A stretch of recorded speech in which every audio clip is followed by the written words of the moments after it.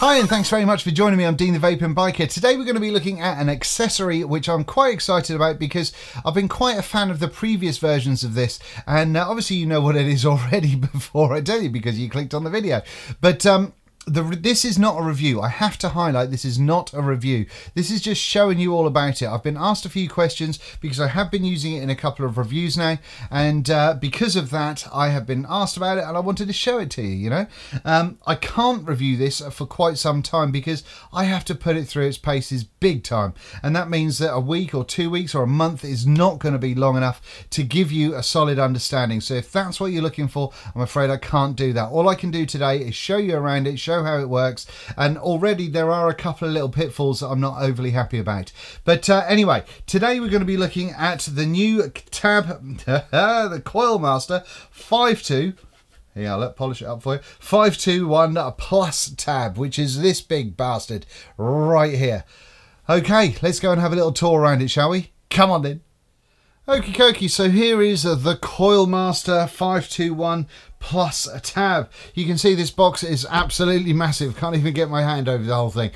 So it's barely in camera, but it is a thing. Nothing really too much to see on here anyway. There's some stuff on the back there that you can read, as well as the scratch and sniff for the authenticity going on there as well. But you will see on here that it will have a resistance measuring range of 0.03 to 9.99 ohms, which I think is very, very interesting indeed.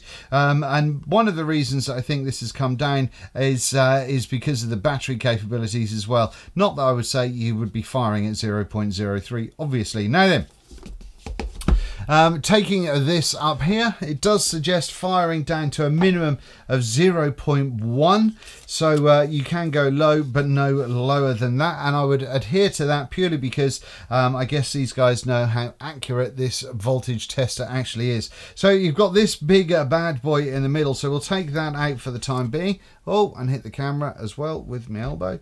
In here we do have your voltage checker. Now, one of the things that I would like to have seen on here is this 510 on this, and I have mentioned it to Coil Master in the past, that this does not really protrude enough for me to be comfortable to test a hybrid device on here.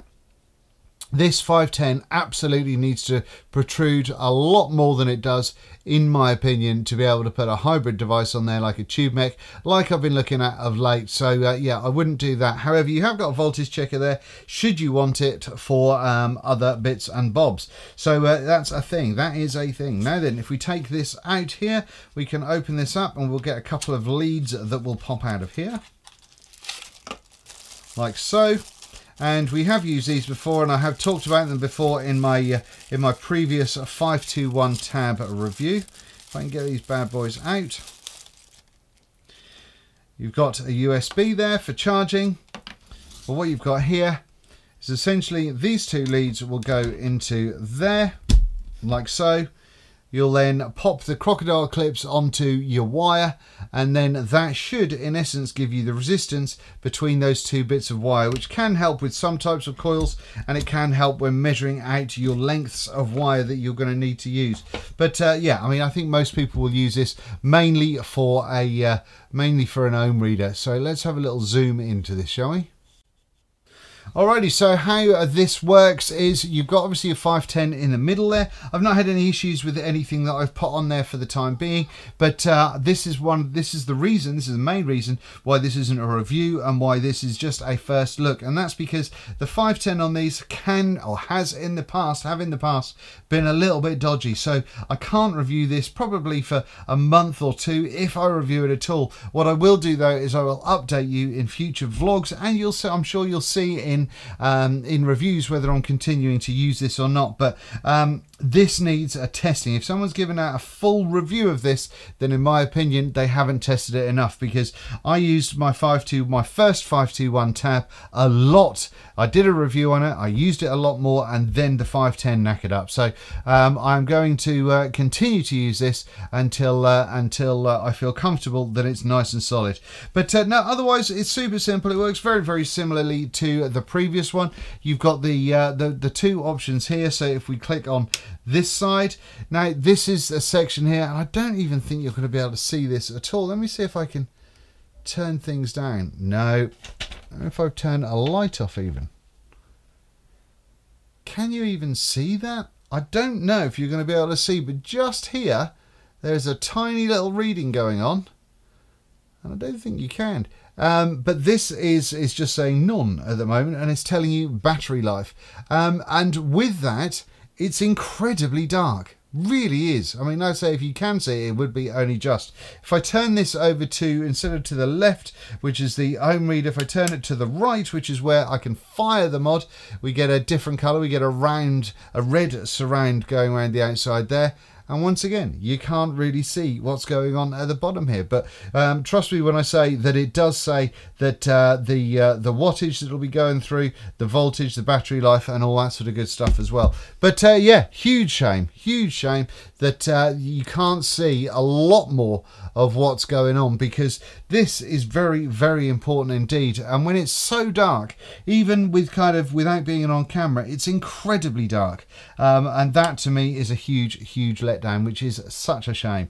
But having said that, once your coil is going on there, once you're in the firing mode, so you can fire your coil up to dry burn them and so on, the button is this surround here, which once again is a little bit of a daft idea in my opinion, because while it's okay while you're dry burning your coils, if when you're putting your RDA on there and you're popping juice on it and you're firing it and juicing it and firing it and juicing it just to really get saturated, because your finger's going to be so close to that atomizer, that's just going to get spitted on. Spitted on? Is that a thing? Spit on? Spit on. It'll get juice come off your atomizer onto your finger and it'll be hot.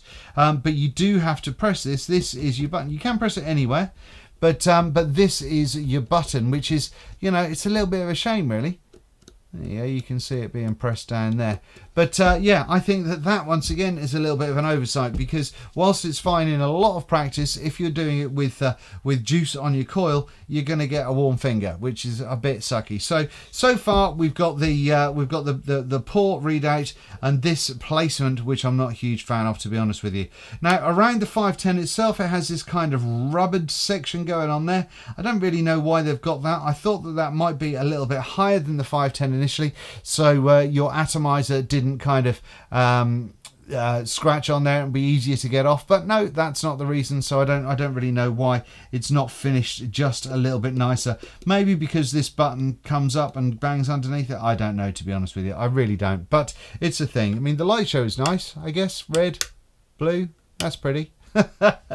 Now underneath there we do get these rubber grips, which I think are brilliant, because that means that this doesn't move around your desk all the time, so I think that's really, really good indeed. And then if we want to get the battery door off, you can see that we do have two 18650 batteries rather than the one, and this door has magnets on it rather than the sort of the clip style that it had in the past. But that's about it really. Not really a great deal else I can show you. I think it's a nice little build station, because you can build on there quite comfortably. But what I'm not a fan of, like I say, is the really hard to see screen and the closeness of this button to the coil, especially if you're going to use a much wider atomizer like a 30 or even 40 mil. I think you're going to have a hard time pressing this button down as you would like. So I think that is a little bit of an oversight. But having said that, let's go up and we can have a brief chat.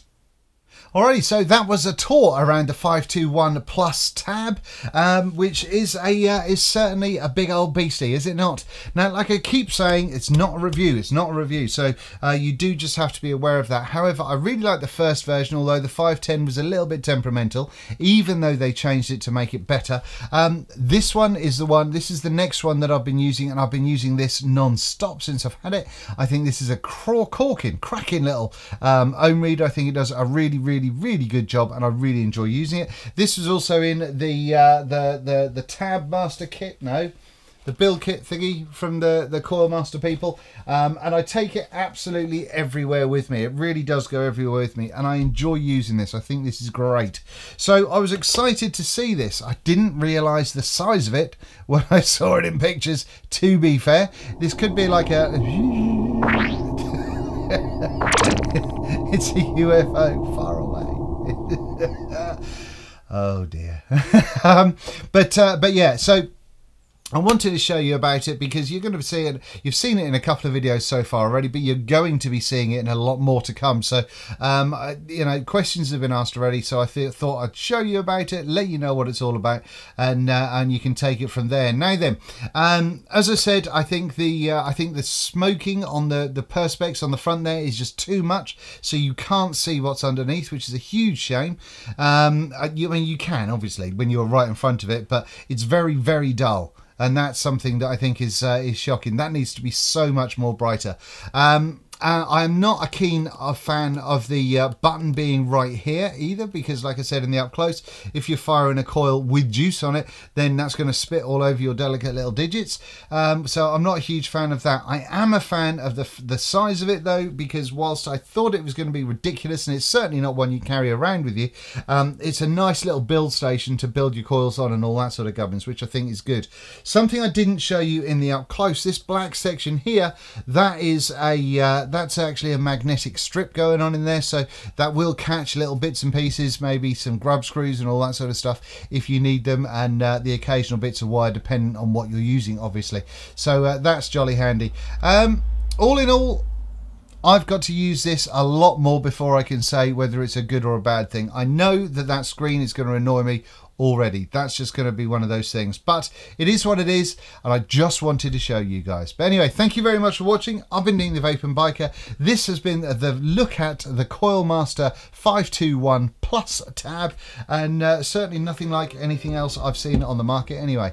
Thank you very much for watching. I'll pop my subscribe button down here and a couple of videos there and there, so you can check those out if you like. Quick one. Have it large.